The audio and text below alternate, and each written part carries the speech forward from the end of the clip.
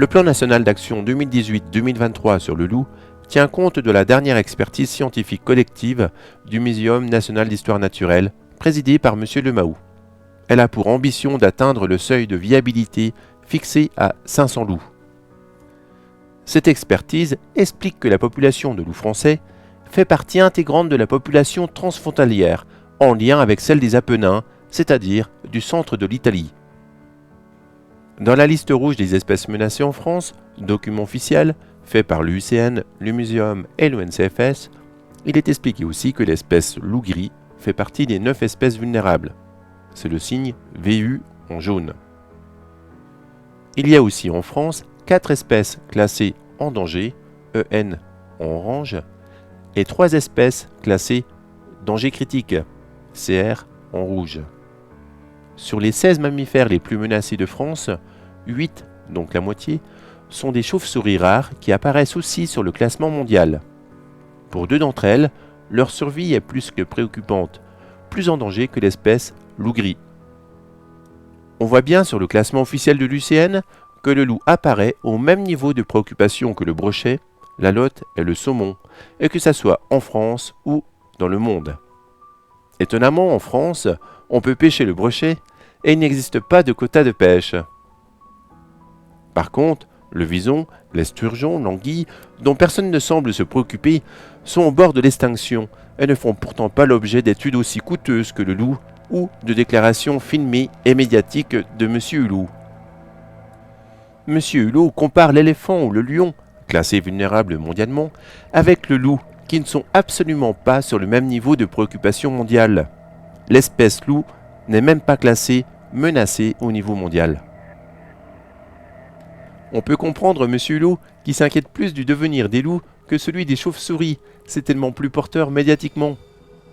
On peut au contraire rêver d'un monde cohérent où les protecteurs de la nature s'afficheraient avec un t-shirt de chauve-souris ou d'anguille plutôt qu'avec un t-shirt de loup, plus emblématique, mais tellement moins en danger. L'UICN, l'ONCFS et le Muséum ont fait un classement de loup gris. Dans le guide pratique, cela correspond à la catégorie vulnérable avec le critère D. Cela correspond aussi et implique qu'il faut minimum 1000 individus matures pour le maintien de la population, que l'on appelle aussi taille minimum de population viable, TMPV.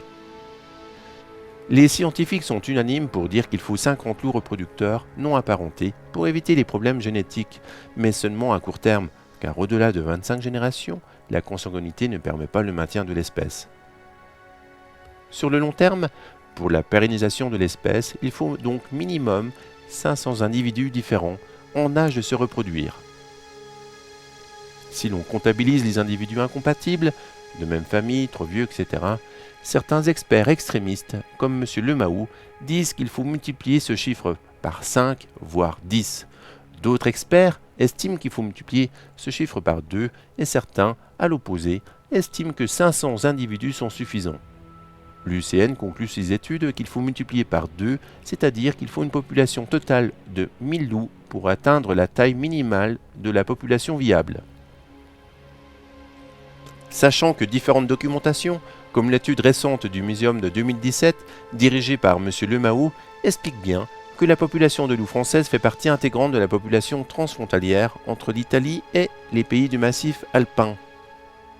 Sachant aussi que le nombre de loups en Italie est d'environ 2000, soit le double du minimum pour le maintien de la population viable. Le nombre de loups minimum est donc largement atteint. On peut aussi constater que le nombre de loups a augmenté, malgré qu'il soit bien inférieur à l'effectif minimum de reproducteurs dans les années 1970. Le seuil minimum de population, il est officiellement de 500 reproducteurs ou 1000 individus, comme il a déjà été expliqué. Pourtant, en Italie comme en France, le nombre d'individus était largement inférieur au seuil minimum de survie. Dans les deux cas, la population aurait dû disparaître. Non seulement elle ne s'est pas éteinte, mais elle a augmenté d'une façon exponentielle. Le seuil minimum serait-il une théorie scientifique qui ne s'applique pas en Italie ou en France? Ou alors a-t-on aidé par des réintroductions, comme cela a été prévu par la LCIE? Il y a donc deux hypothèses. La première est qu'il n'y ait qu'une seule population de loups connectés de souche italienne. Le seuil minimal de maintien du loup est donc atteint par la présence de 2500 individus de souche italienne. La deuxième hypothèse est la présence de deux populations distinctes et non connectées. Le seuil minimal de maintien du loup en France n'est donc pas atteint. Mais alors, comment la population peut-elle progresser ? Le plan d'action prévoit d'arriver à une population minimale de 500 loups en France pour le maintien de l'espèce. Ce chiffre se base sur des données scientifiques qui se contredisent, ou pire, qui sont invalides. Le gouvernement continue donc la même politique que précédemment, c'est-à-dire gagner du temps pour que les loups continuent à progresser partout en France. Quant à M. Hulot, bien qu'il reconnaisse maintenant la souffrance des victimes des loups, il essaye de se donner bonne conscience et de nous faire culpabiliser en faisant des amalgames improbables.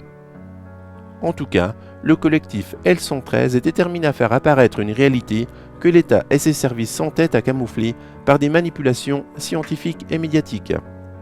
L113 va aussi publier des documents montrant le rôle du pastoralisme pour la biodiversité.